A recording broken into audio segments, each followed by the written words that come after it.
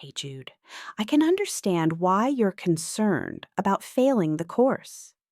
You should start by reminding yourself why you enrolled in this course in the first place and how important it is for your goals. One of the most important things you should do is make attending live sessions a priority. These classes usually give you the chance to ask questions, understand difficult concepts, and stay motivated, so skipping them regularly is only making things harder. I'd also suggest creating a clear weekly study schedule and treating this course like an in person class. You should set aside specific time each day to review lessons, complete assignments, and revise your notes instead of leaving everything until the last minute. At the same time, you should avoid multitasking during study time because distractions can really slow down your progress. Another helpful step would be reaching out to your instructor or classmates if you're struggling.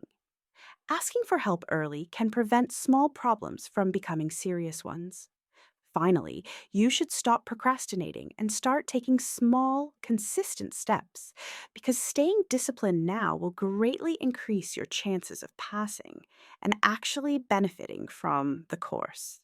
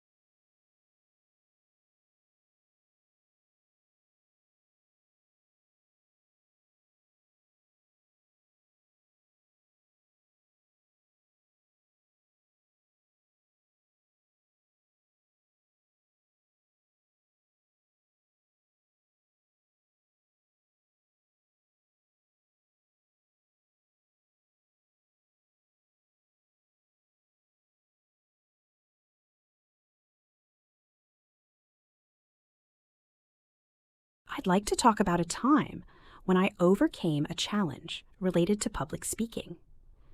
A few years ago, I had to give a presentation at work, but I was extremely nervous and lacked confidence speaking in front of a group. In the past, I avoided situations like this, so it felt overwhelming. To deal with this challenge, I decided to prepare thoroughly instead of avoiding it. I practiced my presentation several times, recorded myself to improve my clarity, and asked a colleague for feedback. I also worked on controlling my breathing and reminding myself that making small mistakes was okay. As a result, the presentation went much better than I expected. I felt more confident, communicated my ideas clearly, and even received positive feedback from my manager. This experience taught me that preparation and persistence can help overcome fear and build confidence.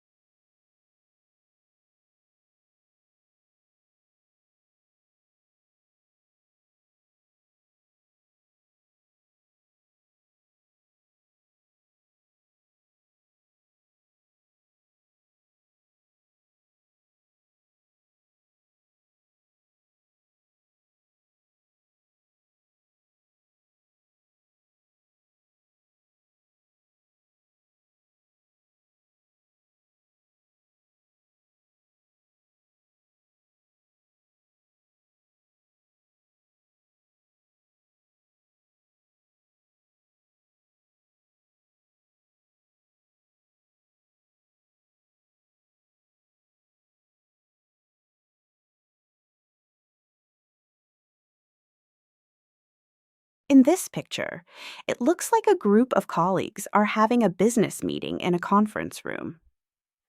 There are 5 people sitting around a large table, and one man is standing at the front giving a presentation. He appears confident and is gesturing toward a screen behind him. On the screen, there is a graph showing both bar charts and a line graph, and the trend seems to be increasing, which suggests they may be discussing company growth or sales performance. Some of the people at the table are taking notes, while one person is looking at their phone, possibly checking related information or messages. There are several coffee mugs on the table, which makes the meeting feel informal but focused. Overall, the group seems engaged and professional, and it looks like an important discussion about progress or future planning is taking place.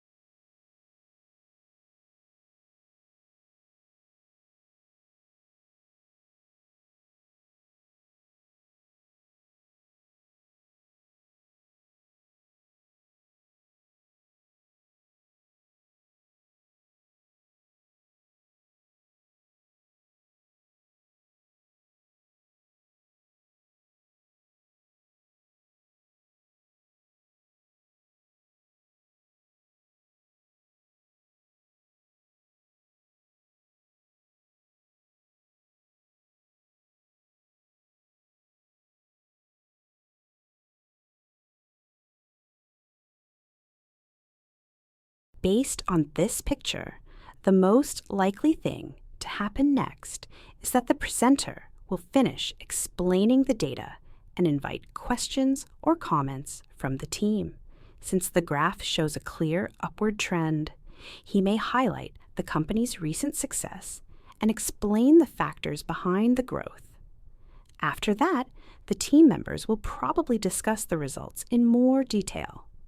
Some of them may ask for clarification about specific numbers, while others might suggest strategies to maintain or improve performance.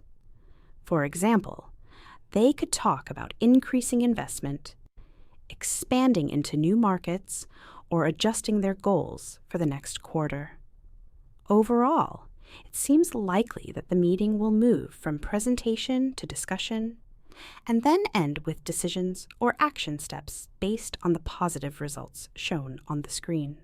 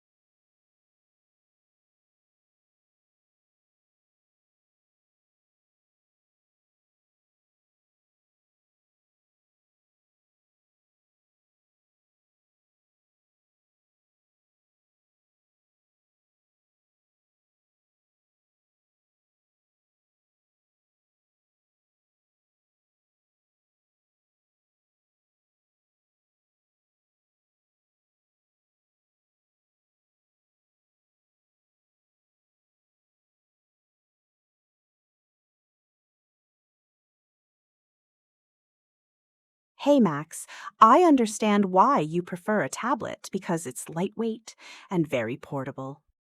However, I strongly believe that a laptop is a better option, especially if you plan to use it for work or studies. First of all, a laptop is much more practical for serious tasks. It comes with a full keyboard, which makes typing long documents, emails, or assignments much faster and more comfortable than using a touchscreen.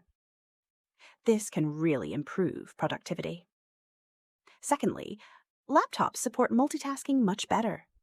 You can easily open multiple tabs, work on documents, attend online meetings, and manage files at the same time. Tablets usually have limited multitasking, which can be frustrating when you're trying to get work done efficiently. Although a laptop is slightly heavier, I think the added functionality outweighs this disadvantage. Overall, if you want a device that supports productivity, multitasking, and long-term use, a laptop is clearly the better choice.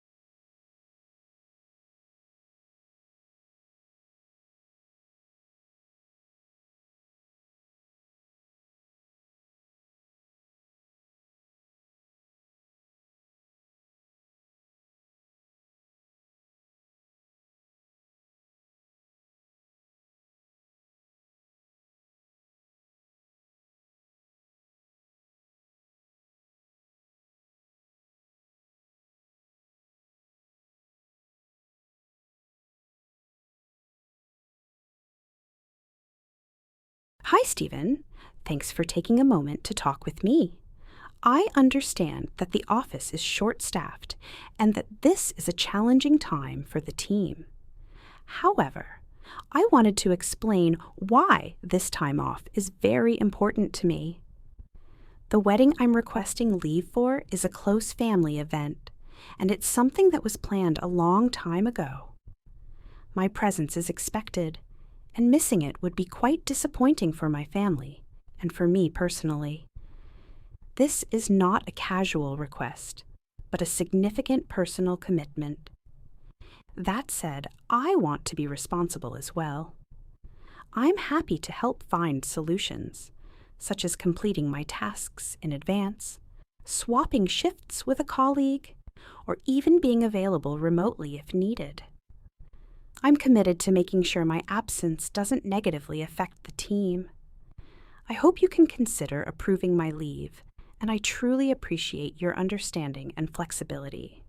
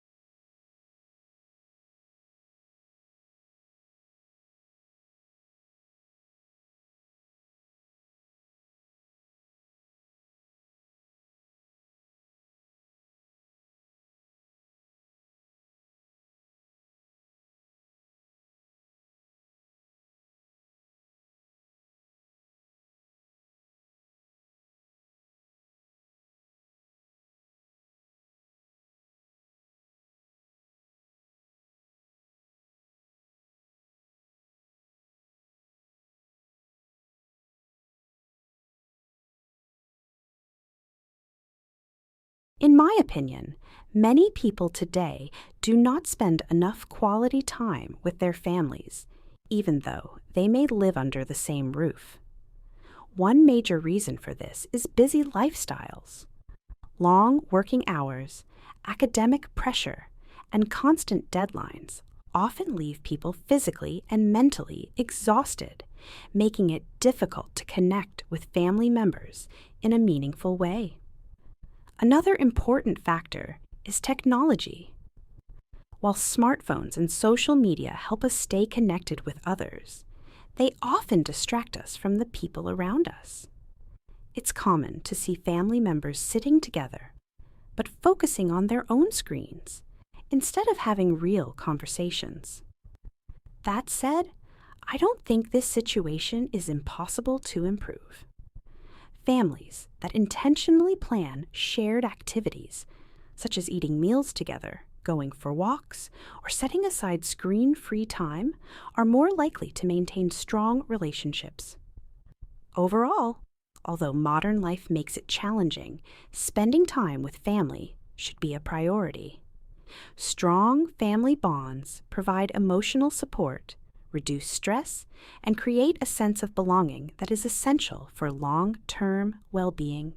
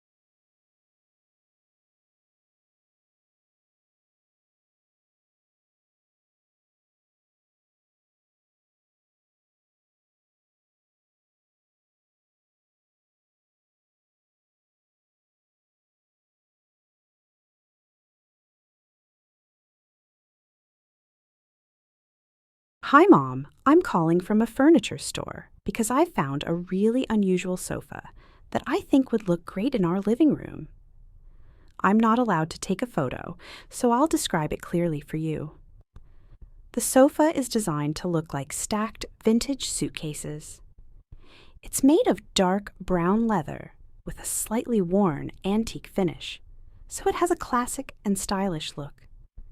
The base looks like two large suitcases placed on top of each other, complete with metal buckles, locks, and leather handles.